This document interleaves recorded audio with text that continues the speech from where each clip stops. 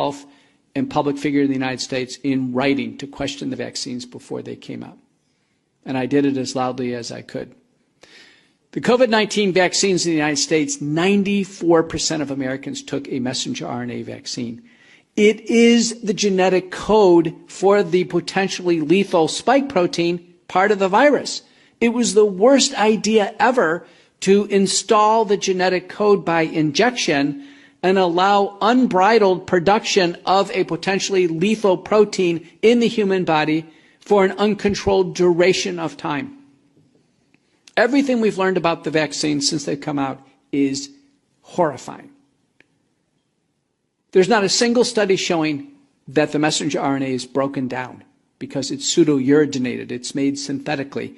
It cannot be broken down. There's not a study showing it leaves the body. The spike protein is proven in 3,400 peer-reviewed manuscripts to cause 4 major domains of disease. One is cardiovascular disease, heart inflammation or myokarditis. Every regulatory agency agrees the vaccines cause myokarditis. I'm a cardiologist. Before COVID, for years, we've had guidelines in cardiology. When there is myokarditis, whether it's symptomatic or not, people cannot exert themselves in athletics. It will cause a cardiac arrest.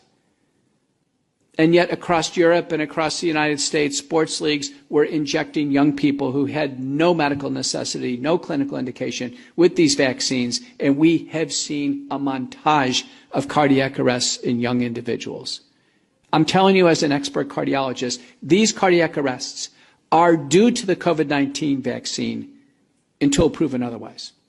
The second major domain is neurologic disease, stroke, both ischemic and hemorrhagic, Guillain-Barré syndrome, ascending paralysis that can lead to death, which it has led to death with messenger RNA vaccines, agreed to by all of our regulatory agencies, small fiber neuropathy, numbness and tingling, ringing in the ears, headaches. These are common. Third major domain, blood clots.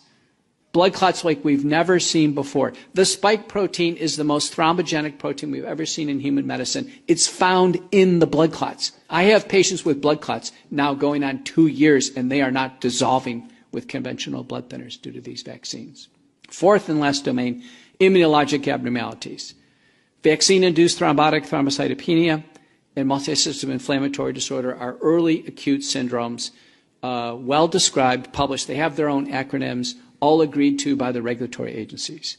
So all of you in the room and all of you listening online are asking, is it me? Is it my family member? Is it my loved one? Who is going to be the next person to drop after a vaccine? We've seen cardiac arrests now 2 years after these shots. 2 years. I'm the senior author on the largest autopsy study ever assembled of death after COVID-19 vaccination, worldwide. We searched the literature, 600 papers, all the clinical findings. We reviewed them with contemporary knowledge, experts in pathology and clinical medicine. Our conclusion, 73.9% of the deaths after vaccination are due to the vaccine. They are due to the vaccine. When it's suspected myocarditis, in a second paper, of which I'm the senior author, it's 100% of the time. It's due to the vaccine. Not COVID, respiratory illness, the vaccine. We are seeing now a third false narrative. The first false narrative was that the virus is unassailable, we have to stay in lockdown and be fearful. The second false narrative is take a vaccine, it's safe and effective. The third false narrative now is it's not the vaccine causing these problems, it's COVID. It's COVID that we saw back in 2020 causing all these problems in 2023. Don't fall for the false narrative. The medical literature at this point in time is compelling. The Bradford-Hill criteria for causality have been fulfilled. The vaccines are causing this enormous wave of illness.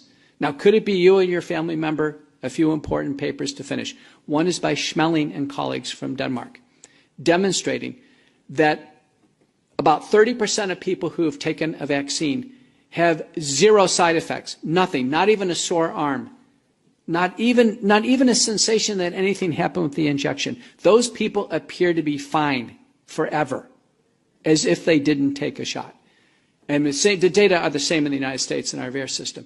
The second batch group is about 70% of individuals, and they have some moderate side effects, some trouble, but they don't seem to really have serious events.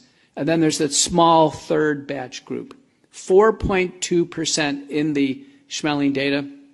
It's through the roof. Myocarditis, cardiac arrest, blood clots, hemorrhagic stroke, disabilities, sudden death at home in bed. And the data are the same in the United States. 4.2% of people in Europe right now are in trouble because they were unlucky enough to get a high-risk batch. Now, the World Council for Health, which is a multinational, evidence-based physician and healthcare provider organization, on June 11th, 2022, issued a pharmacovigilance report looking at 39 safety databases, including the WHO VisiSafe and the EMA databases in the U.S. databases. And their conclusion was to remove all the COVID-19 vaccines off the market for excess risk of death. Excess risk of death. Okay? On the floor of the U.S. Senate, December 7th of 2022, I co-moderated a session, and our expert panel, by assent in the U.S. Senate, concluded all the COVID-19 vaccines should be removed from the market, all of them. No new boosters. And then in March 23rd of 2023, the Association of American Physicians and Surgeons, a factual, fact-based, evidence-based